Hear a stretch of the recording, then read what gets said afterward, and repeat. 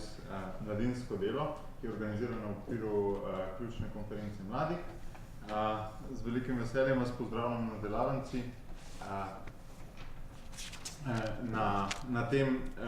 ob tem omizju, ki se mi zdi res pomembno z vidika prihodnosti našega sektorja. V svoji sredi tako pozdravljam dve dami in dva gospoda. Najprej Nino Milenković-Kikl iz Mladinskega sveta Slovenije, sicer pa predano skautinjo. Nato Barbaro Zupan iz Urada za mladino, ki je od zadnjih nekaj let kar veliko preživela tudi na evropski ravni in ima tudi eno evropsko dimenzijo. Na poseben način ima evropsko dimenzijo tudi gospod Janez Škulj, ki zase pravi, da ni toliko Slovenec kot Evropejec, sicer pa vodja programa, kako se reče, direktor Zavoda Movit, ki v Sloveniji opravlja vlogo Nacionalne agencije programa Mladi v akciji, in pa Rafo Pinosa, pri katerem imam največjo dilemo, kako ga predstaviti, morda ravno zato, ker je tudi sokriv, da sem sam v mladinskem sektorju na nek način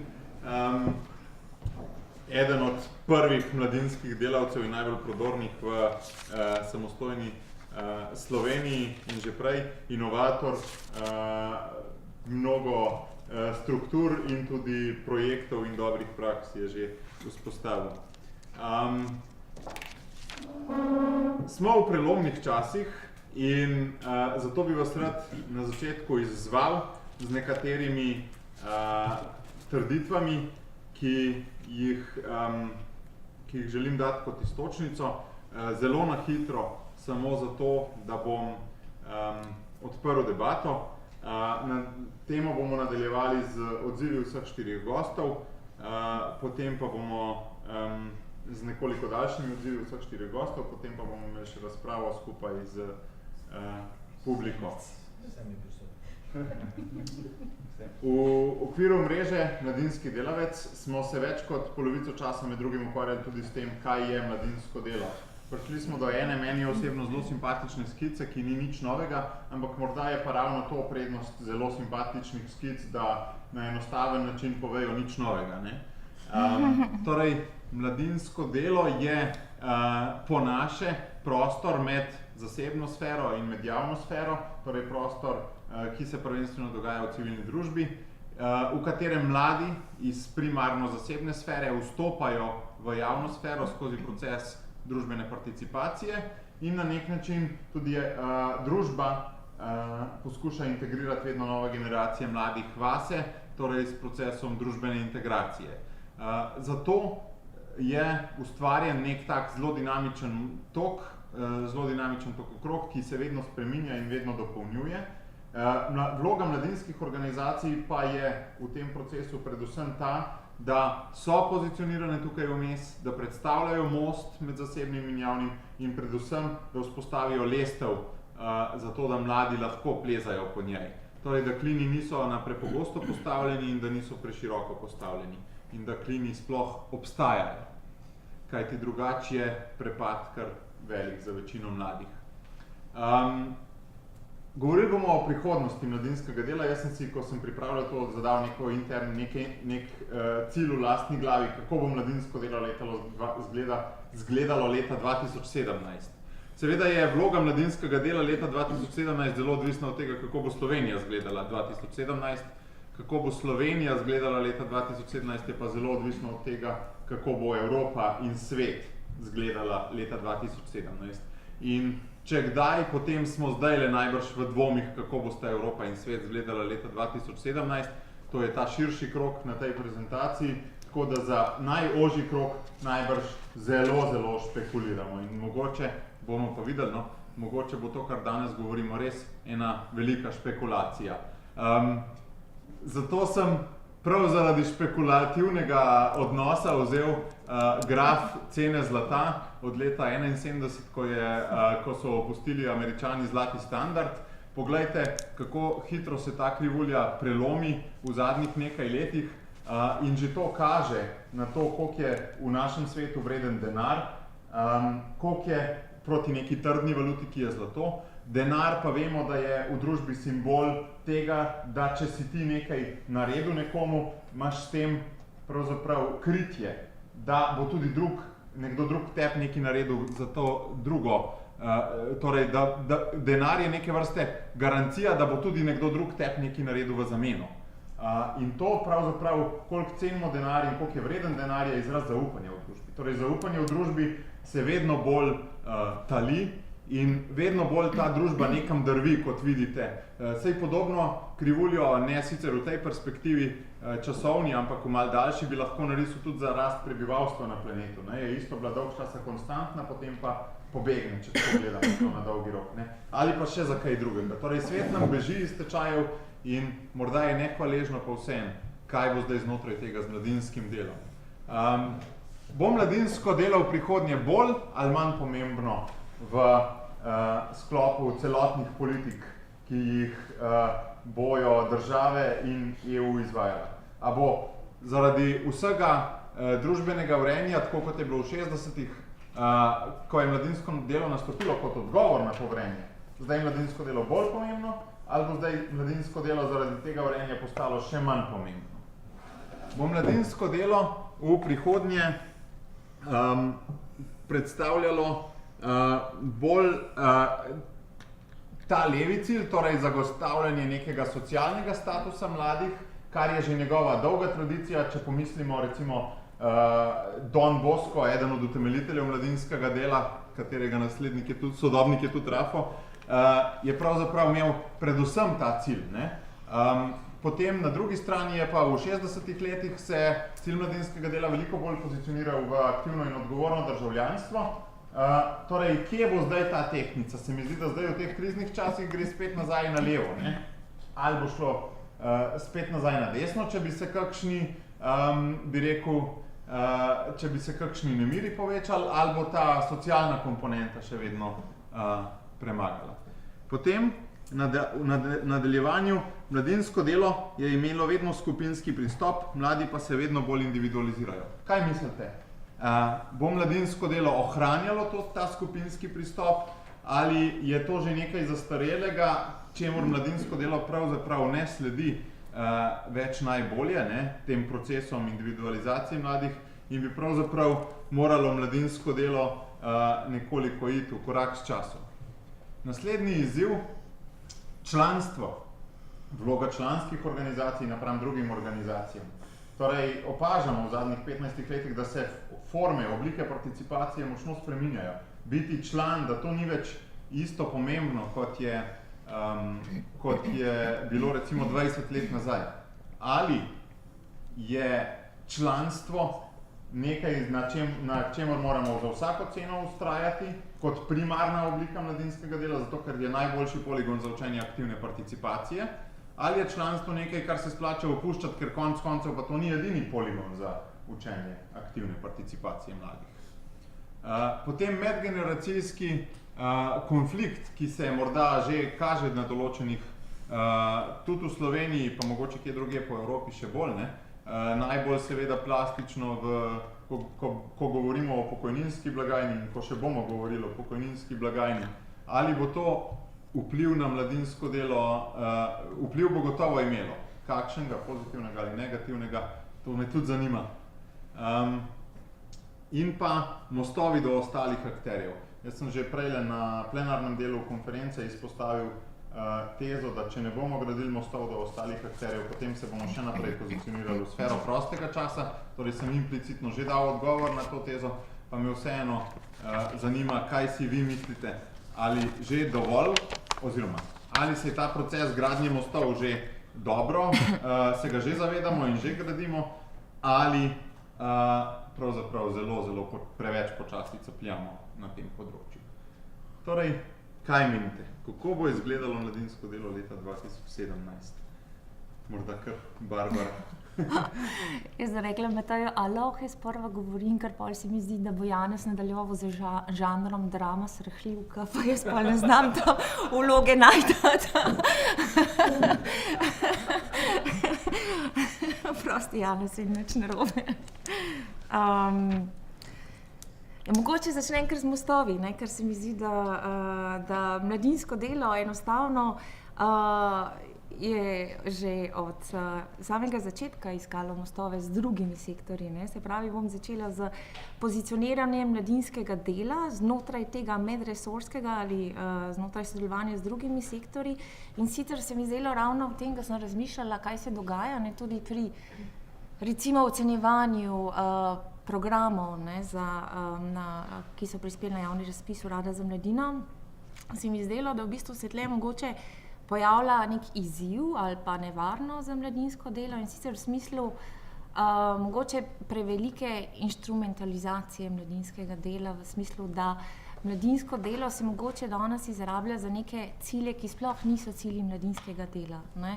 Naprimer, v mislih imam mladinsko delo kot zgolj preventiva za zmanjšanje osipnikov, naprimer, ali mladinsko delo, ki zgolj lajša integracijo mladih v obstoječi družbeni red, brez recimo aktivne participacije mladih, brez tega, da bi mladi aktivno sodelovali, ali druge zadeve, kjer se pojavlja v bistvu mladinsko delo.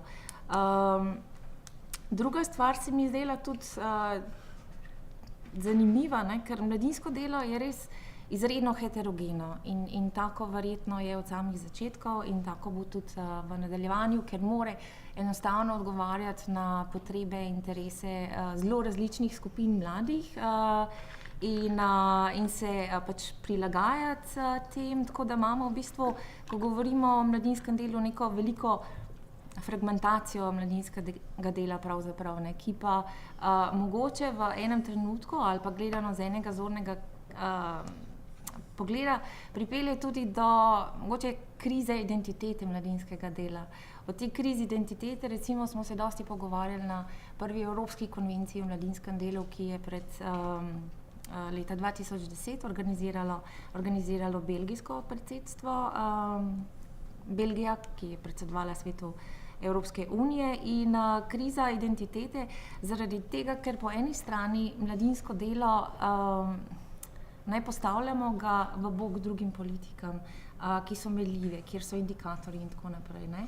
In potem tudi mladinsko delo naj bi prineslo neke rezultate. Ne? In mladinsko delo, ki naj bi spodbujalo aktivno državljanstvo, ne, velikokrat ne uspe zajeti tistih, ki so pa ravno najbolj izključeni iz aktivnega državljanstva. Se pravi, da ne uspe ravno zajeti mladih z manj priložnostmi ali mladih iz obrobja. Se mi zdi, da pred časom sva se tudi z Janezom o tem pogovarjala, da neka taka slika je tudi pri programu Mladi v akciji, ne, ki naj bi vključeval v bistvu različne skupine mladih, še posebej pa mlade z manj priložnostmi, pa mogoče ravno tem nima uspeha. Zdaj, če pa v bistvu vse to, te strahove ali pa izzive ali pa probleme ali pa kakorkoli dam v nek politični kontekst, ne, pa se mi zdi, da po eni strani imamo veliko priložnosti, po drugi strani pa je tudi odvisno od nas, koliko bomo te priložnosti znali izkoristiti. Ne. Recimo, če začnem z našo Evropo 2020, ne, ki je po eni strani prvič strategija, ki ne temelji samo na enem indikatorju, in to je rast BDP-ja kot edini, ki nam šteje, ampak prvič v bistvu izpostavlja še inkluzivno rast, se pravi več vključevanja in zeleno rast, ne, se pravi pametno, zeleno in inkluzivno, kar je prav gotovo nek napredek, ne, se pravi je strategija, ki je lahko pisana ki je lahko dobra osnova za nadaljnji razvoj in uspešnejši razvoj mladinskega dela. Ampak po drugi strani pa v Evropi 2020 vidim tudi nevarnosti, ne, ker zelo pogosto se soočamo kot odločevalci na področju mladinske politike z komentarjem kot češ, pa kaj še vi hočete, saj mladi so visoko na politični agendi, ne, saj to je tisto, kar ste vi pravzaprav hoteli, ne. Jaz se strinjam, pa se mi zdi, da sem že tekom te konference večkrat poudarila, da je to absolutno odlično in je dobra priložnost, če so mladi visoko na politični agendi. Po drugi strani imam pa občutek, da se ne več dela mladinska, da se ne podpira več mladinska politika kot taka, ampak politika za mlade. Se pravi, da se spet nahajamo v nekem problematiziranju, stigmatiziranju mladosti in mladih in da tukaj zopet delamo ukrepe za mlade, za povečanje njihove zaposljivosti, za več delovnih mest, da bojo mladi pač si lahko oblikovali svoj življenjski standard in tako naprej. Ne. Tako da tle je mladinska politika gotovo pred nekim izzivom, ne, ali pa tudi krizo identitete. Ne. Podobno v bistvu sliko nam kaže ali pa podoben izziv tudi Youth on the Move, se pravi ena od flagshipov oziroma Janez, mislim, da je imel prevod admiralskih ladij, ki je del Evrope 2020, kjer je sigurno nekaj pozitivnega, ker je pravzaprav prvič prišlo do nekega povezovanja, izobraževanja, zaposlovanja in še povezavi z nekim konkretnim inštrumentom, to je mobilnost. Ne. In tudi Youth on the Move prinese pravzaprav na plano, ne, prikaže, poveže številne inštrumente, ki jih recimo je razvijala Evropska unija tudi za podporo mladinskemu delu, ne, predvsem za priznavanje neformalnega učenja. V tem imamo, ne vem, evropsko kvalifikacijsko ogrodje, pa imamo recimo tudi veliko drugih iniciativ, ki so pomembne za socialno inkluzijo, vseživljenjsko učenje, medkulturne izmenjave mladih, se pravi, vse to pravzaprav Evropa 2020 vključuje in združuje. Ne. Ampak seveda, ne, ko pridemo pa na raven izvajanja predlaganja ukrepov in še vedno smo pred tem, da pravzaprav koliko poudarka temu dajejo, ko bomo videli takrat, ko bo sprejeta finančna perspektiva. Ne. Evropska komisija sicer že lahko predlaga 70% povečanje sredstev v programu za izobraževanje in mladino, vendar to še ne pomeni, da 70% povečanja, da to bomo tudi videli. Ne.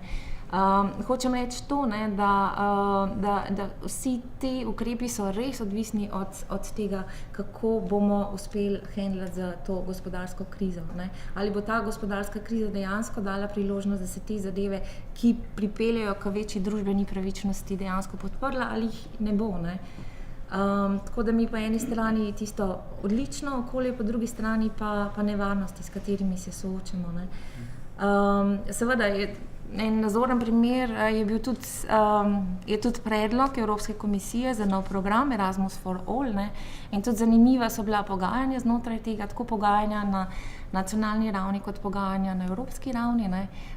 Tam se je zelo dobro videlo, v bistvu, kako je pozicionirana mladinska politika, ne, kako nas drugi vidijo in kako se mi umeščamo. Ne. Mi je bilo zelo zanimivo, ne, komentar recimo predsedujoče odbora za izobraževanje na koncu pogajanja, kjer v bistvu se je sprejel nek dokument, kompromisen, ko smo vseeno izrazili neko nezadovoljstvo s tem, kar se je na koncu pripravili, ne, da tisto, se imamo zdaj svoje poglavje za mlade, je neka vidnost in tako naprej, ampak kljub temu, ne, mi izgubljamo veliko. Ne. In je ona rekla, pa ne razumem tega, ne, pa saj smo se ves čas v glavnem pogovarjali samo o mladini, ne, pa kaj bi vi še radi? Ja, mogoče že ne smo se pogovarjali, ampak kljub temu, ne, je istočasno bila med vsemi nami, ki smo prihajali kot iz polja mladinske politike, nezadovoljstvo, ker vemo, da smo izgubljali nek pomemben inštrument. Ne. Ampak govorimo samo o enem inštrumentu. Mogoče v Sloveniji je toliko pomembnejši, ne, ker konec koncev je tudi finančno krepkejši, kot je celoten budžet Urada za mladino, ki ga razpisuje za sofinanciranje mladinskih organizacij. Tako da, ne, to je tisto, kar izgubljamo. In enostavno se mi zdi, da nismo znali dobro argumentirati. Nismo znali. Skupaj vse države članice z velikim številom izkušenj, pa z ljudmi, ki so staroste na področju mladinskega dela, ne, ali pa mladinske politike, enostavno nismo znali dobro argumentirati in pozicionirati, zakaj želimo mi svoj program, ne, kaj je mladinsko delo, ne, in kaj je mladinska politika. Ne, tako da očitno tudi tle je treba še veliko dela, diskurza, razprav in tako naprej. V glavnem. Jaz mislim, da bi tle končala, no, ker je kar nekaj izzivov. Ja, istočnice na istočnice. Ja. Rafo, zdaj bi skočil, ti zase praviš, da si zadnje čase zelo lokalno usmerjen, ne? Tako da bi iz te evropske ravni naredili čisti obrat na lokalen pogled. Ne vem, če boš predstavil lokalen pogled. Ja, je pa navdihnjen z lokalno sceno. Ga pa dejansko imam namen, torej prav to. In mogoče ne znamo ali pa nam ne uspeva najti tisto učinka merljivosti, ne, torej kakšen učinek, torej kako izmeriti učinek mladinske politike, mladinskih politik, mladinskega dela kot takega. Verjetno zaradi tega, ker merimo ne zato, ker ni neučinkovit, ampak zaradi tega, ker merila za mladinsko delo se pokažejo ali pa jih izdelamo šele potem 10 let kasneje, ko neka politika v mladinskem delu sploh ne deluje več. Ne. Ko je že čas mimo. Je pa res, da mladinsko delo je dejansko premaknilo en kup stvari naprej, predno so prišle v družbi. Prej je že Matej že začel. Ne. Tako se je začelo, če lahko rečemo, sploh govoriti o mladini kot fenomenu. Ne. Tako se je začelo delati z mladimi, ki so bili brezposelni, ki so bili brez izobrazbe in tako naprej, ki so bili na ulici. To se pravi, vse to se je nekje začelo. In to se ni začelo v inštitucijah, ki so za to odgovorne, ampak se je začelo nekje drugje, to se pravi izven, v nekem drugem sektorju. So pa to prevzeli potem druge. Ne.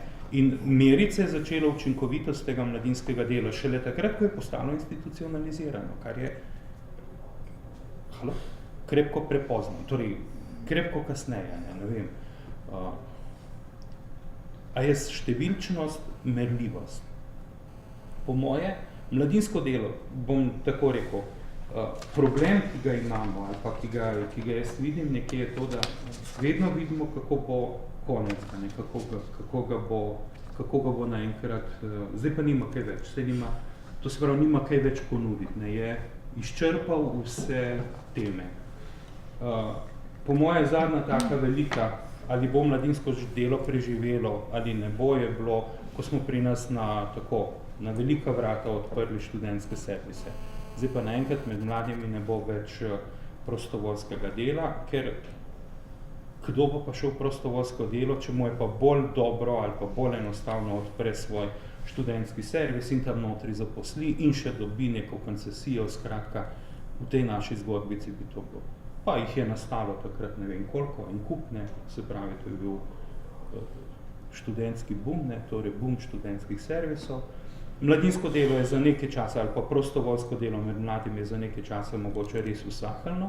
Danes pa pravzaprav smo odkrili prav v polju mladinskega to, ali pa česar pa recimo študentski servis ne more ponuditi, to je 1:1 delo, ne. To se pravi osebno spremljanje, osebno vodenje, učna pomoč in tako naprej, ki ga takrat v mladinskem delu skoraj da ni bilo. Tako da, po mojem, mladinsko delo je korak pred drugimi dogodki, preprosto zaradi tega, ker mora plavati. V trenutnih problemih, ki so, ne. Tam, ne vem, ne bom nič več. Imam še nekaj stvari v glavi, ampak ne bom. Ja, dobro. Tako, Barbara, tebe sem dojel, da je zelo še od nas odvisno, kakšno bo mladinsko delo, ali pa od naših preteklih dejanj, polpreteklih. Raf, od tebe sem dojel na način, da pravzaprav ga še ne vidimo, da že je, da že živi prihodnost, sam tisti ga še ne vidimo. Nina, ti si pa zelo povezana s sektorjem na terenu. Tvoje bitjece, ki ga imaš s sabo, bo leta 2017 staro 4 leta najbrž. Te kaj skrbi? Ne, mene ne skrbi. Jaz sem res zadnjih 10 let aktivno vključena v tistega, ki izvaja in je nosilec mladinskega dela. Prej sem bila pa tista, na kateri je bilo izvajano mladinsko delo v moji organizaciji. In če izhajam iz tiste tvoje prve skice, ne, ki je meni zelo všeč, mogoče zato, ker prihajam iz take organizacije, ampak če je namen mladinskega dela vzgoja k nekemu oziroma omogočanje aktivnega, pa mogoče niti ne toliko samo aktivnega, ampak tudi odgovornega državljanstva, potem se za mladinsko delo ne bojim, ker mladinsko delo načeloma nikoli ni bilo ne visoko, ne pretirano nizko v teh zadnjih 10 letih, ko sem jaz aktivna v vladnih načrtih, ne? Tudi kar se politike tiče, strah vezan na finance, na krizo, pa mene v bistvu navdaja samo z enim prepričanjem, da se bo izkristaliziralo tisto, kar je zares dobro in kar dejansko odgovarja na potrebe, ki so v družbi. Mladinsko delo in mladinski delavci, mladinski voditelji, ki se ukvarjajo s tem, kar je v družbi trenutno potrebno, bodo najbrž vedno našli tudi odjemalce in to je bistveno pri mladinskem delu. Da imaš nek krog ljudi, ki so vključeni v mladinsko delo, ker brez oseb mladinskega dela ni. In osebno sem mnenja, da mogoče, tudi če bodo finance šle navzdol, tudi če se bo še zakonsko bolj opredeljevalo, kdo je v javnem interesu in kdo ne, bo v bistvu dejansko prišlo do tega, da se bo tisto močno zdravo jedro. Mene ni strah, da bi se izgubilo. Sam si rekel, da se je začelo, ne vem, nekje v 60 letih, da je vrelo in tudi, če bo zdaj začelo vreti, to jaz v bistvu ne zaznam kot nek problem, kot mogoče priložnost. Mogoče se mladinsko delo ne bo izvajalo več v takih sferah, kot se je do zdaj, ne vem, skrb za ljudi z manj priložnostmi ali pa socialnimi, zdravstvenimi problemi, kot se je na primer v preteklosti, ampak bo šlo v smeri tega, kar trenutno mladi potrebujejo. In zdaj je to reševanje tudi nekih socialnih stisk, prav. Če bo to povezano, jaz res nisem tak pesimistična, kot vsi ostali. Kar se financ tiče in nekih strategij, mladinska politika je pa spet ena druga stvar, ki je jaz ne enačim z mladinskim delom. Je pa res, da ti mostovi, ki bi naj obstajali kot posledica mladinskega dela, pri nas so mogoče na neki ravni tokenizacije, žetončkanja mladine. Mi imamo procese nekih strukturiranih dialogov tudi na evropski ravni, pa takrat si rekla ti, Barbara, nismo na koncu zadovoljni po teh procesih, tako da ne vem, a je to prav odgovor in kako te stvari naslavljati v prihodnosti, kar se mladinskih politik tiče. Za mladinsko delo me pa ni strah. Čisto. Hvala, Nina. Mladinsko delo bo to, kar mladi potrebujejo. To mi je zelo dobro odzvanjalo. Janez, ti imaš vedno zelo široko sliko tega, kaj ne samo mladi potrebujejo, ampak kaj tudi družba potrebuje za svoj obstoj trajnostni. Domnevam, da te dan današnja družbeno-politična situacija kar izziva. Jaz sem gledal že veliko slišal tistega, kar bi jaz rekel, vse se tudi jaz s tem strinjam. Sam, ne, Barbara, veš, ko moški v nekem trenutku ne more v prihodnosti recimo toliko let, ki jih ima zadej, si lahko kaj prošči, ne? Tako malo opravičilo, ki jaz rečem, da tega, ker nisem vedno politično korekten, ker se mi zdi, da preveč politične korektnosti ne vedno, ampak včasih res marsikaj odbije. Všeč mi je, Matej, da si začel z grafom, ki je prikazoval ceno zlata v ameriških dolarjih, če se ne motim. Nisem to videl, ne? Cena zlata v evrih, ok. Je pa podobno na to, kde delaš. Veste, tole reakcija moja je to, ne? Včasih je bil denar samo menjalno sredstvo. Danes je blago sam po sebi. In zato so spremembe. Zato govorimo o nujnosti zaupanja v denar, ker je blago ki ga ne moramo opipati, ampak je neka vrednost. In jaz pravim, v tistem trenutku, ko stvari začne uporabljati za drug namen, kot za tistega, za katerega so nastale, se začne kažiti. In zmeraj je tako v celi zvezi, kot neka reakcija te zadeve. Samo še eno smo mislili. Res je, ampak tudi plače so rastle. Če bi mi primerjali plače v Unčah, enega direktorja 70 let, bi ugotovili, da danes astronomski zaslužki odražajo približno tisto stanje, ki so takrat. Tako da neke vrednosti obstajajo. Denar, zlato, količine tega, pa so samo razmerje oziroma prikaz te zgodbe.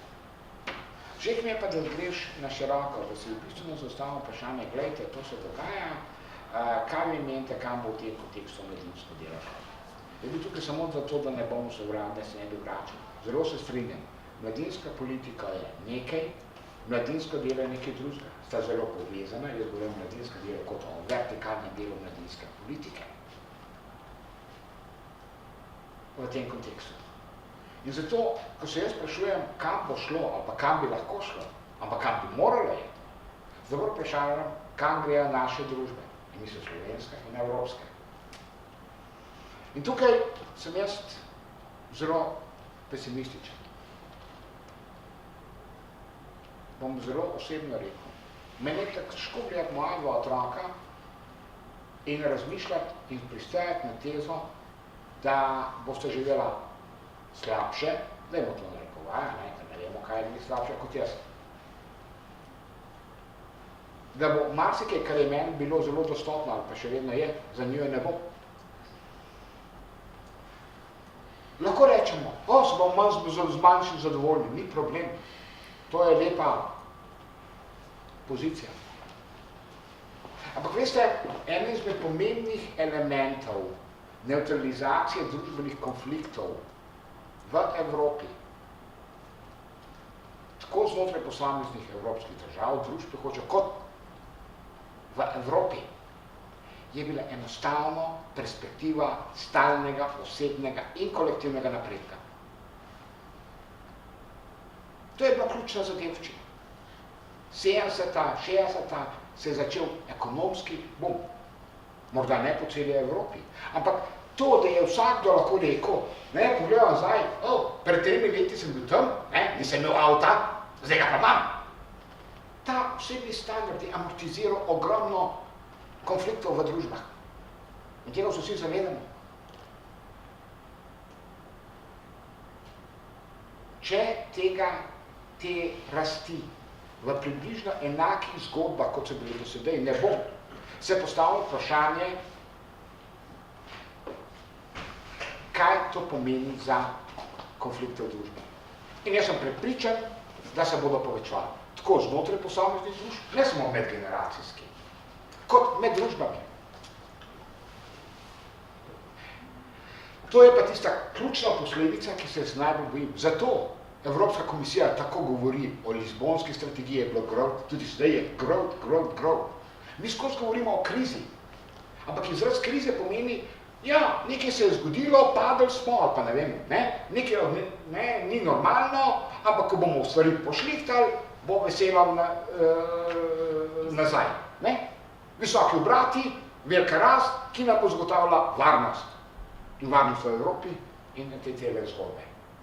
Ampak jaz pravim, dajmo pa mi samo teoretično dopustiti možnost za naše razmišljanje, da tega povratka na visoke obrate ni.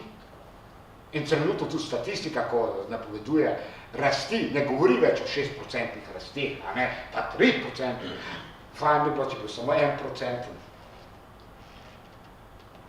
Ampak, kaj to pomeni? Kaj to pomeni za to, da bomo človekov še bolj volk? In za te zadeve. In zato jaz pričakujem povečanje konfliktov. Znotraj družb in za družb.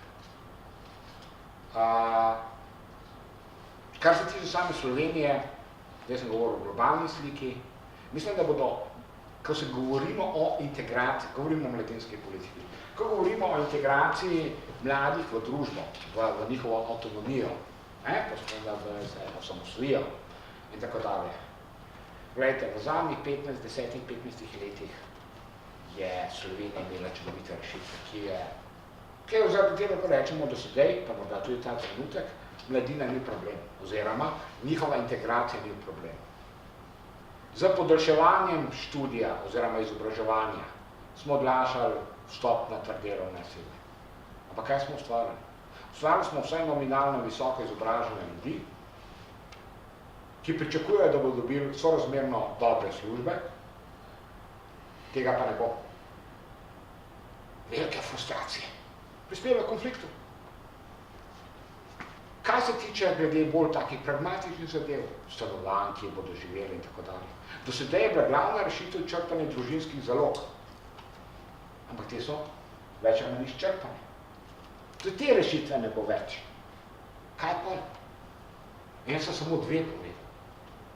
In se mi zdi, da zna izziv integracije mladih v avtonomnost, v družbo, v karkoli, še vsekati. Čeprav po drugi strani se treba vprašati, začeti sprašati o kakšni zadevčini. Recimo minijski osipniki, 4% jih je v Sloveniji. Najmanj v Evropi, skoraj. V evropskem povprečju je 14%. Kaj to pomeni? Pa smo res kot dobri? Ali kaj drugega narobe?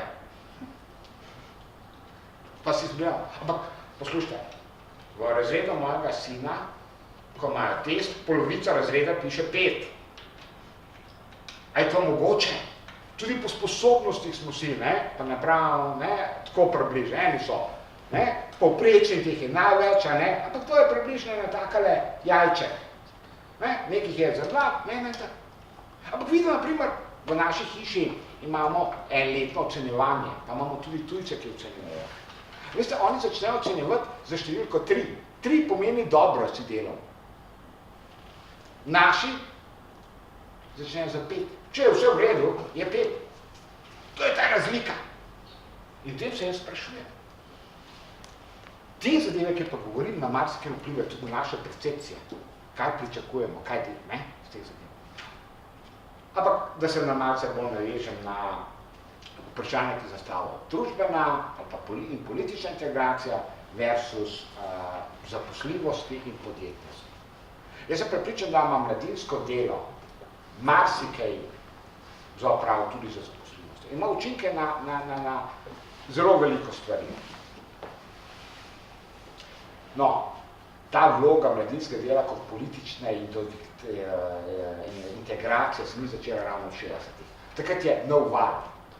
Tudi v 30-ih letih govorimo o fašistični Italiji, govorimo o Franciji, govorimo o Nemčiji, govorimo o kraljevini Jugoslavije, so bile zelo močna, državno podprta mladinska gibanja, katera namen je bila politična, recimo integracija, čeprav bi jaz krajši imel indoktrinacija. Ampak to je bilo tam, zato pravim 60 leta samo nova kvaliteta, ampak tudi v 30 letih govorim o glavnih mladinskih gibanjih, je okoli politične indoktrinacije, tako da niste v to nov moment.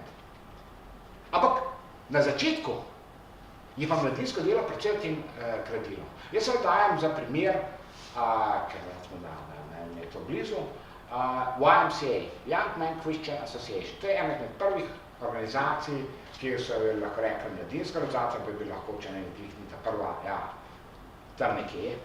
Kaj je njihova glavna aktivnost? Učenje, branje Biblij in debate o prebranih zgodbah. Danes bi nekdo lahko rekel, verska, ne vem, vzgoja indoktrinacija, ne vem, ste zadevčni. V redu, vzemo kontekst, čas industrijske revolucije, bum, cela kopica mladih moških, žensk, prihaja v novo urbane sredine. So nepismeni, glavno. In v tem okolju niso več v tistem špuri vsakodnevnega življenja, majhnega lokalnega okolja, ampak so, v ponorelem svetu.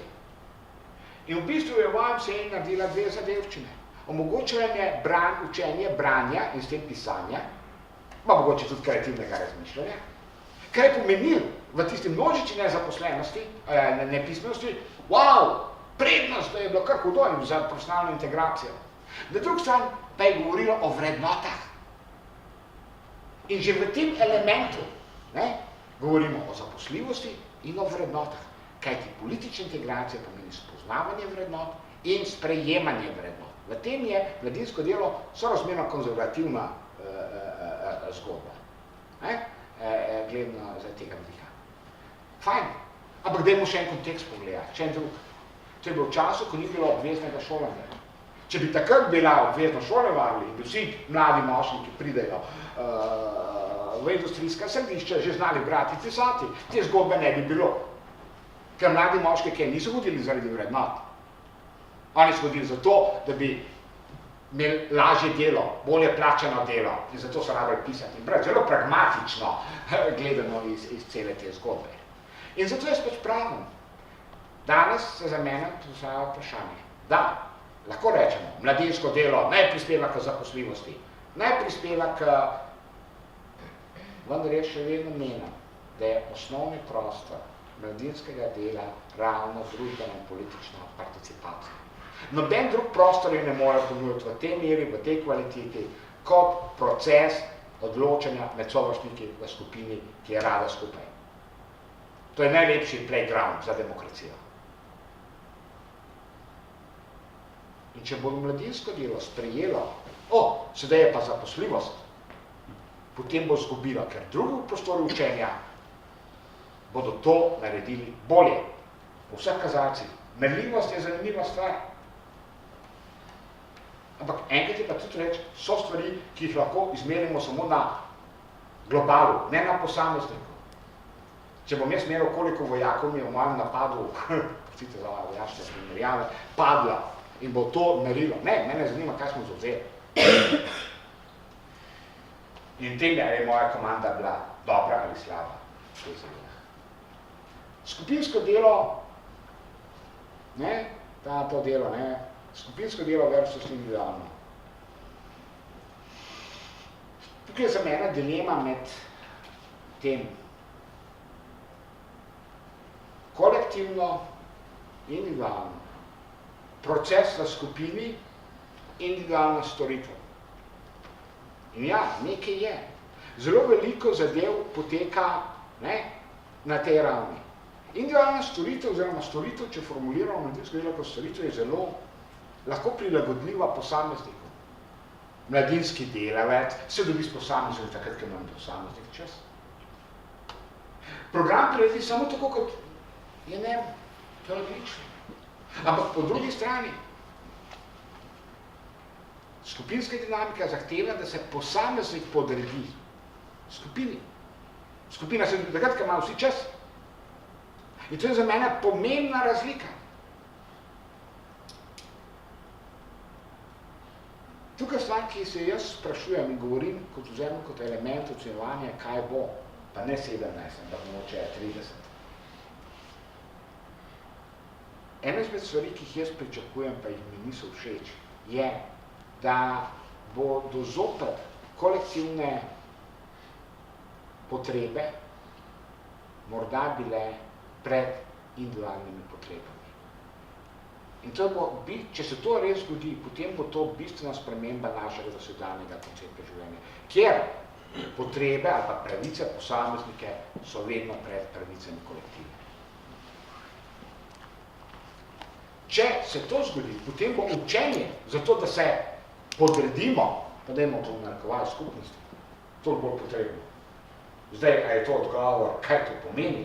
Ne bi rekel, upošteval bi, da se lahko to zgodi in da... Jaz tudi ne verjamem, da je možno sejeti politično integracijo, spoznavanje vrednosti sistema, dobivati praktične izkušnje z upravljanjem javnega, individualno. Vedno je potrebna skupina. Skupina različnih posameznikov, ki vsak svoje prinese, zmen se pa morajo kdaj skupaj na izlet. Tega na ravni storitve in posameznike ni mogoče. In tudi, če pogledam razvoj drugod, morda se nismo vedno dobro gledovali, kaj je bilo, ampak različne službe, predvsem javne službe na področju mladinskega dela, so imele naloga pripeljati mladega od nekod v skupinsko delo. In to je bila funkcija. Ne pa pelat mladega, ne, celo pod gor, ampak samo noter. Tako kot je politika zaposlovanja, a ne, je pripeljati nazaj v sredino. Ne iščejo posebne modele tvojega življenja, ker si brezposeln. Ne, in reče, zato pa se bomo posebej ukvarjali s tabo in ti bomo ne vem kakšno možnost ponudili, a ne, in si celo življenje brezposeln. Ne, ključni namen je nazaj v zlato sredino, ne, na teh zadevah. Mladinsko delo, članske organizacije versus storitve. Glejte, v Sloveniji smo ustvarili en ideal, katerem je najboljši tisti, ki ponudi čim bolj široko paleto različnih aktivnosti za mlado v nekem okolju. To je spravno storitvena zadevščina, ne vem, če mi všeč. Kajti politična organizacija je o vrednotah. In če članska organizacija naj bi, in če pogledam Nemčijo, če pogledam Francijo, je to dejstvo, veste, tam ljudje, ko jih vprašaš, bolj govorijo, zakaj nekaj počnejo, kot to, kar počnejo.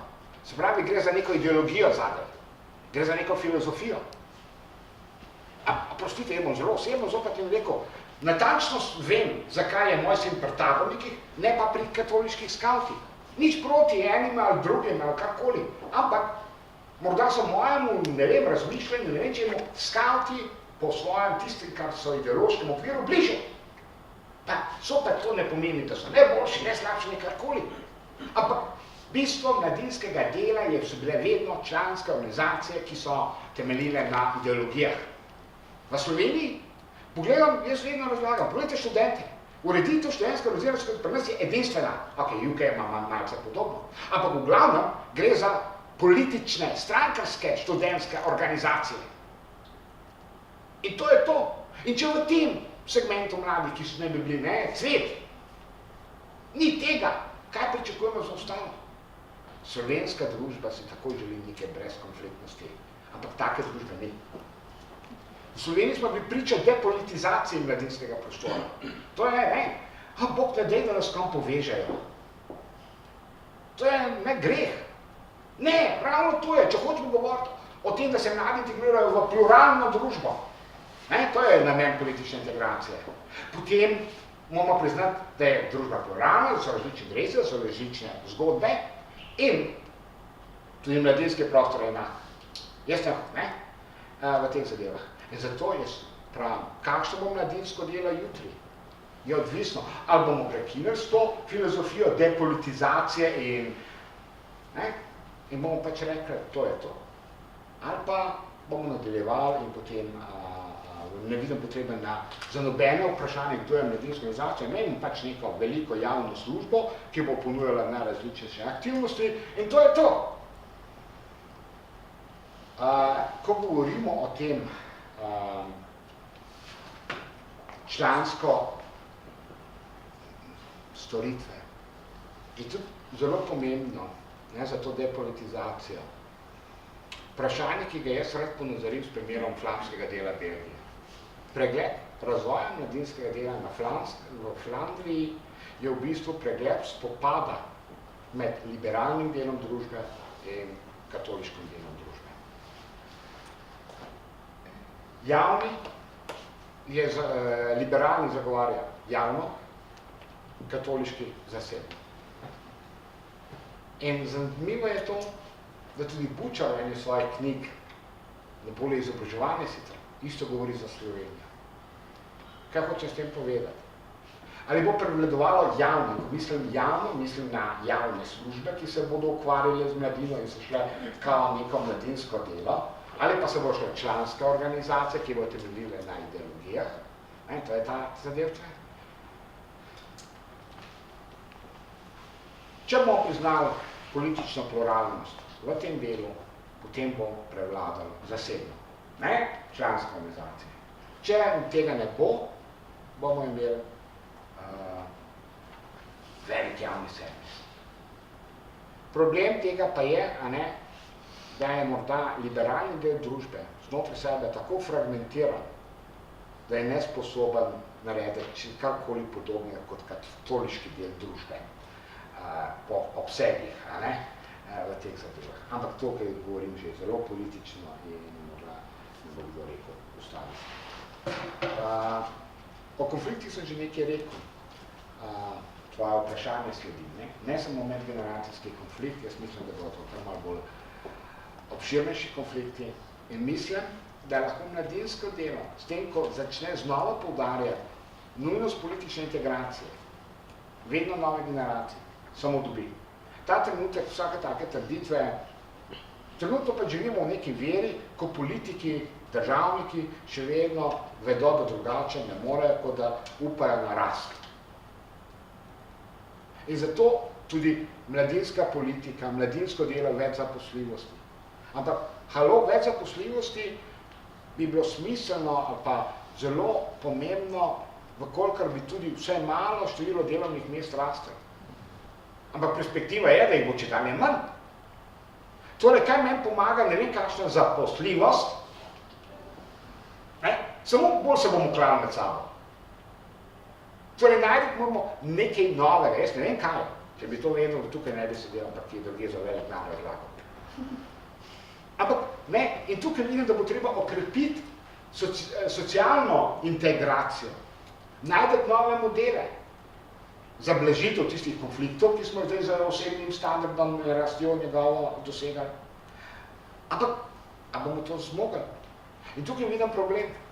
Mladinski sektor v Sloveniji, ali pa akterji v mladinskem delu, se razlikujejo v marsičem od drugog.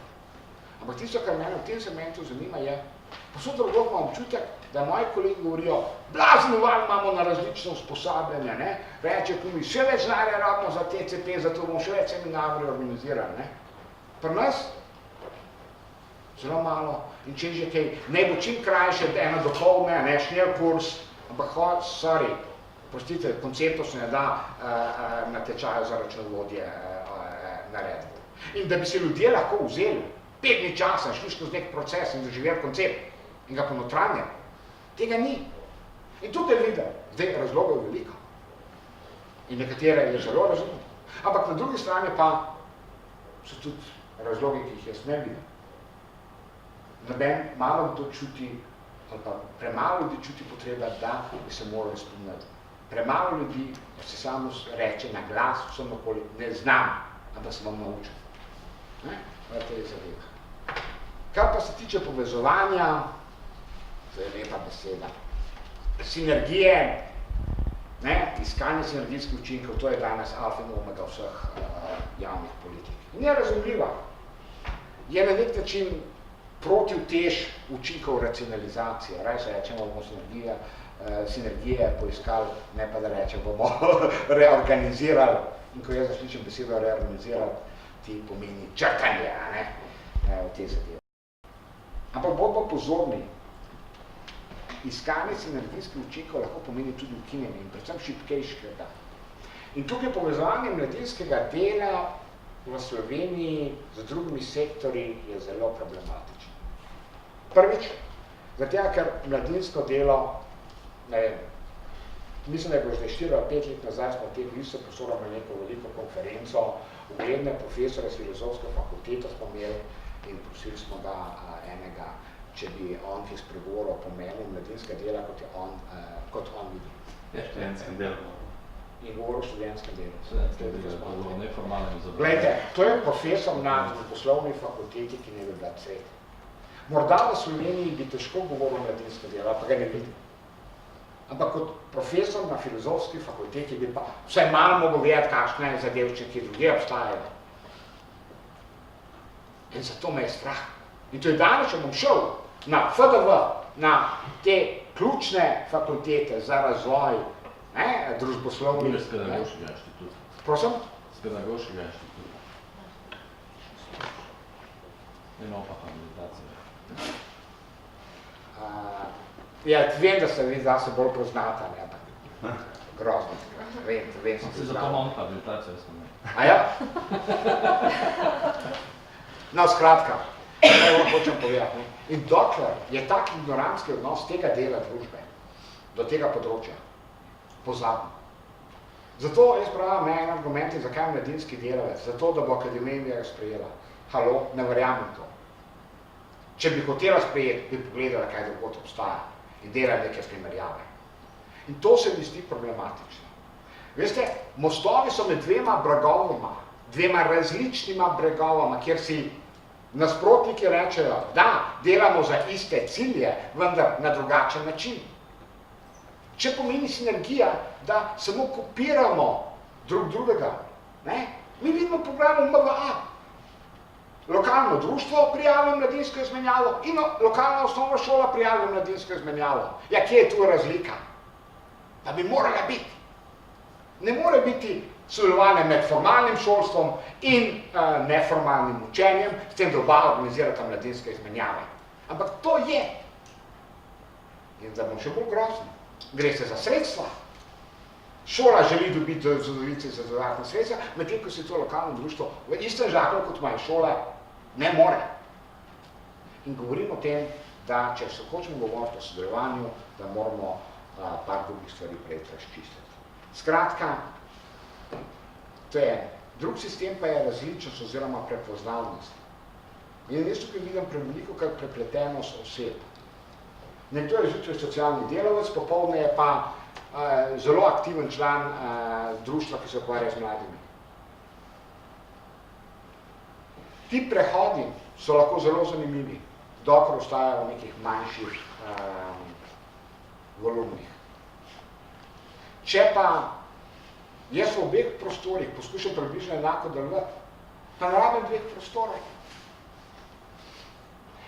Ampak to ni problem, tukaj se počasi zaključam.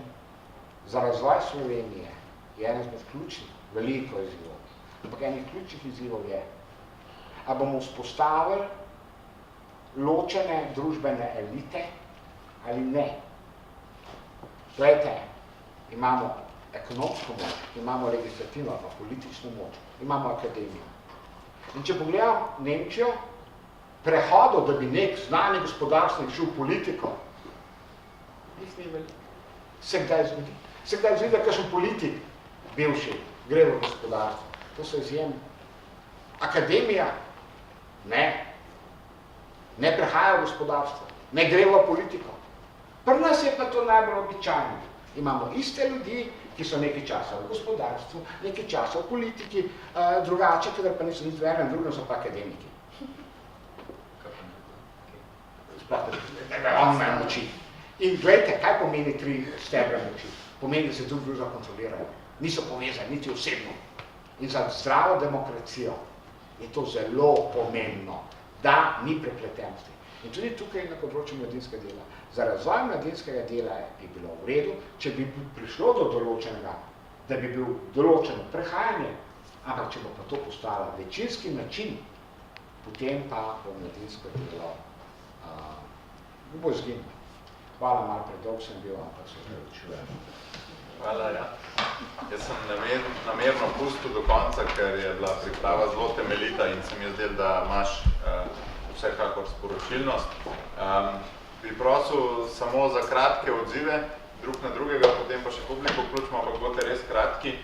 Bi kar tebe izval, Rafa, ti si duhovnik, Janezov govor je bil na nek način zelo apokaliptičen, ali to vsaj rečemo, da je klical k spreobrnenju in ti se na te strokovno spoznaš.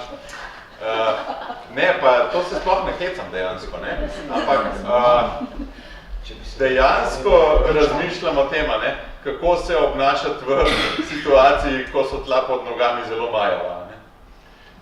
Ves čas mi prihaja ena primerjava, se zelo strinjam z Janezom, čist vse. Mislim, ja, drži zadeva gotovo. Problem je, da ne drži samo na globalnem, ampak da drži na žalost tudi na lokalnem. Mislim, to je bolj za moje pojme bolj srhljivo. Ker na globalnem se samo politiko lahko zafuramo, na lokalnem pa zafuramo posameznika človeka. In to je tam večji problem. Pač tam zgubiš nekaj denarja in to se že nekako nadomesti. Ok, malo gre pustimo to. Prihaja mi ena taka primerjava, malo zgodovinska. En alkimist je moral imeti mecena, ki ga je podpiral. Zdaj, mecen zato, da ga je podpiral, to se pravi, da je dajal v tisti razvoj, v raziskavo, je imel zadaj gotovo Zlatovo ustvarjanje. Okay? To je bila njegova računica. Ne? Bom pridobil toliko in toliko dodane vrednosti s tem tipom. Ne? On tip je delal zaradi tega, ker bo naredil zlato, zaradi slave ali preprosto zaradi tega, ker ga je to delo veselilo. In meni se zdi, da mladinski, torej tisti, ki delamo v mladinskem delu, da smo prevečkrat samo tisti, ki delamo samo zato, ker nas to delo veseline. Potem jih je nekaj takih, o katerih si zdaj na koncu govoril, veš, ki so dopoldne eno, popoldne pa nekaj drugega. Ne? Onih, ki pa delajo zaradi tega, da bodo pa sami obogateli. Ta sektor ima zaposlenih, koliko? Mislim, ki od tega živijo, ki je nekaj okrog 4, pa tam 5, pa ne vem kaj. Mogoče bomo pa šli na 100 dvomim v Sloveniji. Ne? Ok, v redu. Koliko ima vaša fakulteta zaposlenih? Ja. Nisem na fakulteti. A ja, pardon, se je dobro, samo tako dodati. Ta zmota traja že nekaj časa. Ja, ja. Ampak mislim, v tem slogu je, ne, to se pravi, ena fakulteta, ki ima koliko študentov, ne, ima toliko in toliko zaposlencev in ni problem, in ni nič škoda denarja. Ne. Mladih je toliko in toliko, ki celo popoldne, ko niso na fakulteti, ko dejansko se neformalno izobražujejo, ko se delajo za aktivne državljane, ne vem kaj še vse, zato pa ni potrebno imeti denarja. Nobenega, sploh nobenega, ne za delo, ne, to se pravi ne za materialne stroške, kaj šele za plačo. In tu je, po moje, blazen, to se pravi blazna stranpot, ki jo v Sloveniji pelje. To se pravi. In mladinsko delo, ja, bo živelo, to se pravi, jaz nasprotno verjamem, da bo preživelo, ampak bo preživelo zaradi svoje trdoživosti, ni pa nujno, da bo kvalitetno preživelo. Ne. Ne. Pač nekdo je bil alkimist, popoldne je bil pa še padar, ker je moral preživeti. Ne. Končal sem. Barbara, Nina? Ja, kaj bi do tega? Smela prav, se nekaj hočem biti prva. Ne, v glavnem, jaz se strinjam na nekih točkah z Janezom, ampak vseeno se mi zdi, da naprimer na Krmenu to politično indoktrinacijo v 30 letih mladinskega dela je nekaj podobnega, kar sem jaz omenila. Mladinsko delo dejansko je bolj humanistika. Ne? Izhaja iz trenutnih potreb mladih, ve, kdo so mladi, se razvija z mladimi. Gre za v bistvu vedo, ki ni konzervativna, ki noče na starih vzorcih mladih naučiti, kako je prav in kako ni prav. Ne? Ampak jaz mislim, da mladinsko delo v Sloveniji, da je na dobri poti, ne? In se mi zdi, da je veliko priložnosti. Tudi v bistvu vsa gradiva, modele, module, ki sem jih v bistvu spoznala tekom te konference, pa tudi že prej, ko sem prebirala, se mi zdi, da je odlična podlaga za to, da se mi okrepimo iz mladinskega sektorja in ne znamo mi povedati, kaj smo, kdo smo in zakaj je to fajn, kjer smo. Ne? Tudi se mi zdi, mladinsko delo se od nekdaj povezuje z drugimi sektorji. Ne? Mladinskega delavca multipraktika ni, ne? Je pa mladinski delavc, ki pozna potrebe mladih, ki pozna neko lokalno okolje, ki se zna obrniti takrat, ko mogoče on ne more nastopati več, ne more nastopati v vlogi psihologa ali pa, ne vem, športnega trenerja, karkoli, glede na to, da izhaja pač iz mladega. Ne? Se pravi, da povezave z drugimi sektorji so in jaz mislim, da to ne ogroža mladinskega dela, ukolikor tisti, ki smo v tem sektorju, vključno z mladinskimi delavci, rečemo, mi smo mladinski delavci, ampak meni se zdi, da dostakrat mladinski delavci sami sebe ne vidijo kot mladinske delavce, mladinske voditelje. Ja, če berem njihove prijave na razpisu Urada za mladino, bolj mladinski delavci, če berem njihove prijave na kakšen drug razpis, ali pa socialni pedagogi, ali pa ne vem, karkoli. To je tisto, kar je Janez že omenil. In je problem, ne? Mi ne znamo v bistvu sebe dovolj ceniti in našega prispevka. Pozicionirati. Pozicionirati, ja. Ne? In to, no, da je v bistvu zdaj res prišlo do toliko nekih gradiv, ne, na vseh področjih, in medgeneracijski dialog, in medkulturni dialog in tako naprej, ne, je v bistvu za nas odlično izhodišče za vse. Ne.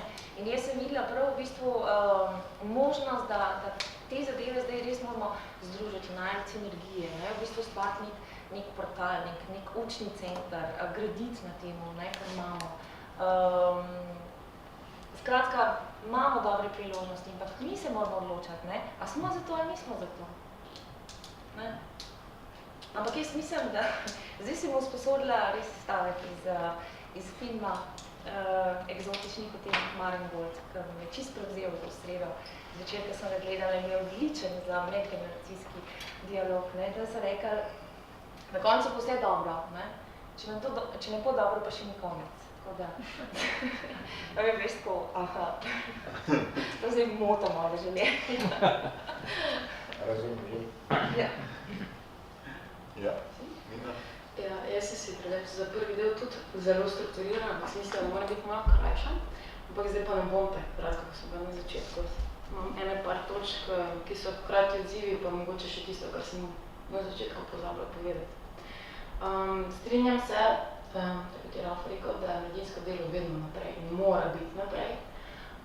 Akademska sfera ga ne dohiteva, ampak meni se zdi, da se je v Sloveniji v teh zadnjih letih vseeno nekaj premaknilo.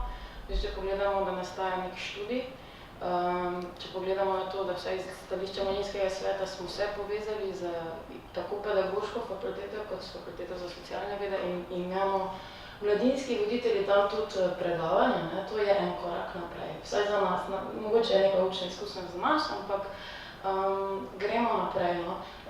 Tudi mene žalosti, da na filofaksu pojma nima, kaj je to mladinsko delo, ampak to se vidi v vseh odzivih, kamorkoli jih povabimo, jih pač nimo.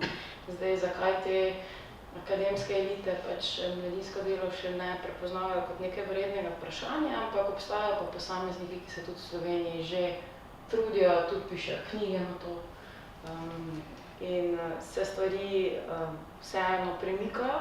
Ne bi rekla, da so na neki nulti točki primerjavi s kako tujino.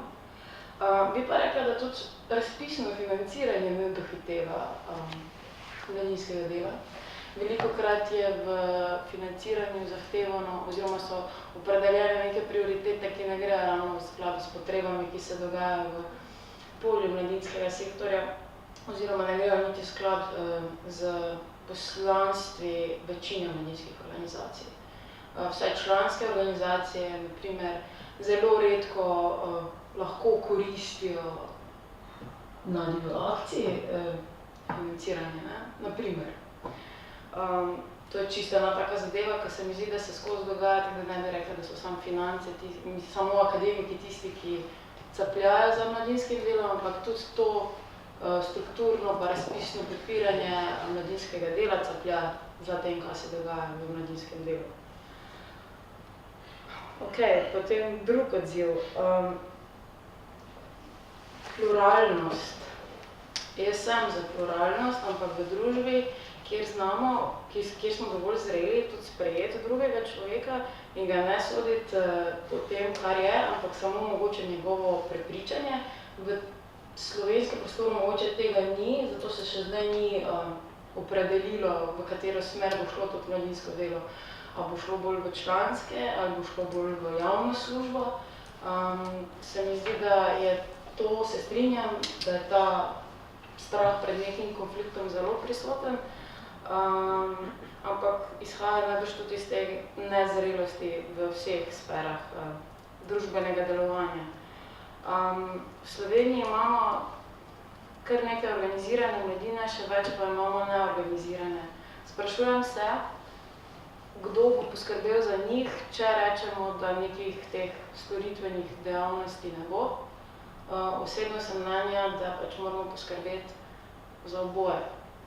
Da tudi tisti mladi, ki niso imeli priložnosti iti v neko skupino in tudi nekaj ponuditi od tega mladinskega dela, pa ne bo to samo priložnost za učenje, za delovanje v skupini, ne pa res izvajanje nekih dejavnosti, zato ker se to potem mladinsko delo degradira, ne vem, na turistično delo, če jih vozimo okrog, ne, to se tudi popolnoma strinjam. Bi si pa želela da bi lahko obstajalo oboje v prihodnosti. Torej, stvari za organizirano mladino in stvari za neorganizirano mladino, ker sicer ti le redko pridejo v stik z kakršnokoli priložnostjo, da bi osebno rasli. Kar se tiče medgeneracijskega konflikta, jaz osebno sem za to, da tisti, ki smo v mladinskem organiziranju, da smo to mladi, tisti izvajalci mladinskega dela, ne govorim o mladinskih delavcih, ki so za to zaposleni in so starejši, nimam nič proti njim, ampak je čisto jasno, da imamo neko zakrpano identiteto, noben od nas nima več samo ene vloge v svojem življenju, smo kot ene čebulje in v določenih situacijah smo pač ena plast, v določenih situacijah smo druga plast. In vrednost mladinskega dela vidim ravno v tem, da sem lahko več stvari hkrati, tudi če sem mladinski delavec. Meni je to prednost, predvsem je ostalim. In me načeloma ne moti, ker če bi gledala iz stališča nekoga, ki raziskuje mladinsko delo na akademski ravni, bi bilo največ nekomu zelo čudno, da se nek medicinc ukvarja z mladinskim delom. Ampak ravno to je moja prednost pred ostalimi medicinci, ker sem razvila tudi neke kompetence pa veščine, ki mi bodo pomagale v življenju še v kakih drugih situacij, ne zgolj samo v mladinskem delu. In ravno ta prenosljivost teh kompetenc, značilnost mladinskega dela in mora ostati. To je to. Bi pa rekla, da kar se zaposljivosti tiče, ker je ravno to eno področje, ki ga moram zagovarjati napram odločevalcev v imenu mladinskega sveta. Ja, je pomembno to, da imamo neko prednost zaradi tega, ker smo v mladinskem delu, ne more pa postati mladinsko delo samo polje za večanje neke zaposljivosti, ker ne bo večno, vsaj jaz upam, čez 20 let, da ne bo zaposljivost glavni problem mladih, ampak bo še kak drug. In takrat bo tista potreba močnejša in se bo pokazala tudi v dejavnosti mladinskih organizacij oziroma organizacij na mlade. Vedno je treba odgovarjati na potrebe. In tu pridem bolj tudi na tisto skupinskost oziroma individualizacijo. Organizacije mladinske, ki so preživele več kot 100 let, obstaja ena taka zadeva, skavtska metoda se reče, je že več kot 100 let obstaja. Ima en koncept, ki se mu reče pač delo v majhnih skupinah, ima pa tudi en koncept, ki se mu reče, ne vem, osebno spremljanje, osebno napredovanje, kjer se dela ena na ena. In preživele bodo organizacije, ki bodo omogočile boje. To, da sem del skupine in to, da se znotraj te skupine identificiram kot posameznik in dobim tudi neko podporo. In ta neka vmesna pot, po moje, kaže največje uspehe, kar se tiče pristopa k mlademu človeku. Tako da ja, osebno napredovanje, učenje, to je bistvo mladinskega dela in pač to, da posameznik pride do neke svoje vloge znotraj družbe, da jo išče. Ne, da jo mogoče že najde v procesu mladinskega dela, ampak da jo res začne iskati in da jo zna iskati. To jaz vidim kot izzive mladinskega dela v prihodnosti. Hvala. Glede na to, da si Jana že tako veliko skuril, bi dal še publiki za zadnjih 7 minut, potem bi pa tudi tebe prosil za odziv. Če ima kdo kakšno pripombo ali pa vprašanje ali pa mnenje. Če ne.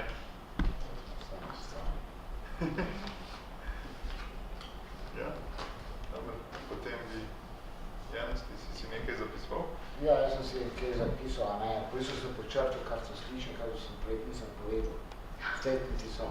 Namesto gorečih mladinskih voditeljev, ki poskušajo ustvariti vire za tisto, v kar verjamemo, imamo direktorje zavodov, ki pridejo tja, kjer so na razpolaganju viri sredstev.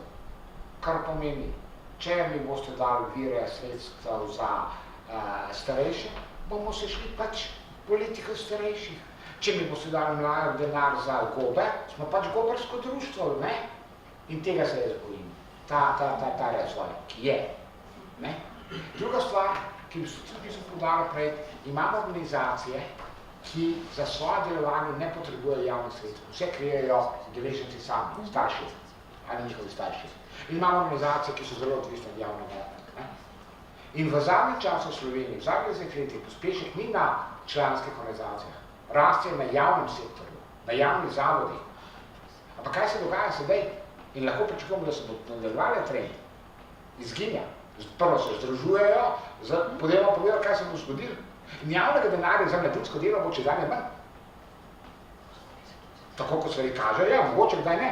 In zato bodo v boljši prednosti članske organizacije, ki temeljijo na tisti, lahko rečete, tudi storitvi. Veliko ljudi se gre k taborniku, pa skažu za to, da grejo otroci 10 dni čez poletje nekam, da imajo rešeno vprašanje varstva. Zelo pragmatične zadevčne včasih. Ampak taborniki za organizacijo tistega tabora ne rabijo javnih sredstev. Kdo jim vodi? Ne profesionalni plačani vodniki in vodnice, ampak prostovoljni, glavnem punce, kot jaz vidim. In to je tisto, kar jih lahko odžene. Če bodo sposobni zagotoviti tudi svojo kvantitativno rast. In če se ne bodo prodajali samo kot prosti čas, ampak osmišljeni. In ne toliko do otrok, jaz mislim, da te organizacije morajo predvsem delati za starši otrok. Ker če pogledam tabornike, samo o tem govorim, med taborniki so glavno tisti, kateri smo bili mi sami taborniki. In tukaj, zato jaz pospravim ne nagovarjati mlado. Mladinsko delo se vstopa pri 10 letih. To je nekje starost, malo več, malo manj, ampak to je starost. In v tej starosti ne govori starša. Ko ste rekli članske nerovne zemlje, to je dolga debata.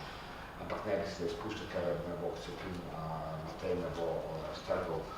Ampak mogoče bom pa poslovil na tej tole, pa boste objavljali, ker so nekaj zanimiva razmišljanja tudi o medijskih prostorov in primerjavo z pluralizmom v medijih, ki bi hočemo poravnotežene medije, pa hočemo biti poravnotežene akterje na medijskem sektorju. Hvala. Bi še kdo kaj dodal? Ja. Meni se zdi pomembna dimenzija ta, v bistvu, da mladi prek mladinskega dela postanejo pripadniki družbe. In to še eno mehanizmu. Ko pač strani družbe še ni prepoznano, oziroma kako pač je, ampak to je ključen, pa če smo vse nekaj toliko antropološkega ozadja, da gledam to tako, ja so posamezniki, ampak to je point, to organizacija rabi videti. Če ne bo tega sledila, pač ja. Zdaj, če do mladi to prepoznali, zdaj kao pa družba s tem naredila, pa se malo tudi same, bomo ali pa ne bomo. Zdaj pa drugo, kaj je že družba, kakšna mlada želi, ne želi, hoče odgovorna mlada ali jih noče, to zdaj že druga zgodba.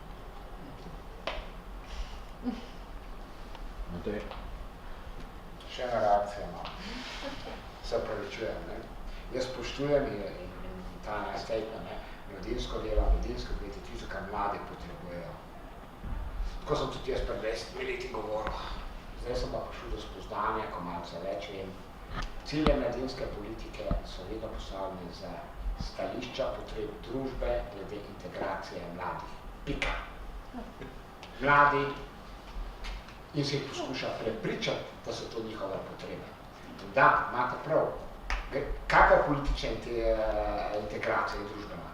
Postati član delujoče skupnosti, sprejemati njene norme in sodelovati v vseh pasih procesih, ki gre zraven. Ampak to ne je v redu, dokler je integrirano v okolje. Problem je, da mi to danes mladinsko delo, ali pa delo z mladimi, bolj še tako rečeno, ne integriramo v naravno okolje, kjer ljudje živijo, ampak integriramo v umetno okolje. Da se ogromno mladinskega dela v osnovni šoli, ki je izključena iz okolja, to se pravi, ki noče sodelovati z okoljem, ker ne vem, ki je logika, ravnatelj je kdorkoli, ne nekdo, ki je tam doma, kdorkoli, učitelj je v tisti šoli, kdorkoli, ne tisti, ki je tam v resnici doma in se od tukaj vozijo tja in od tam prihajajo sem. In en kup dela, torej tega prostočasnega dela, je v škodo mladih, ker so pragmatiki, ne vem, to je rekel že. Torej, ne samo starši, tudi mladi so pragmatiki. Grem v krožek v šoli zaradi tega, ker bom imel boljšo oceno, ker bom imel ugodnosti, ker bom plačan za to. V mladinskem delu, to se pravi tam, si pa plačan na daljši rok, torej si pa plačan z nekim novim konceptom, z neko novo širino razmišljanja in tako naprej. Dobim boljšo prepoznavnost med vrstniki. V šoli, poglejte, kaj pišejo o tistem, kar se dogaja v šoli, mulci na Facebooku? Nič. Pišejo o 100 drugih stvarih. Ampak, ker je tisto njihov drugi profil, ki ga tudi želijo pokazati drugim. Šola je dolgo časa. Hvala lepa.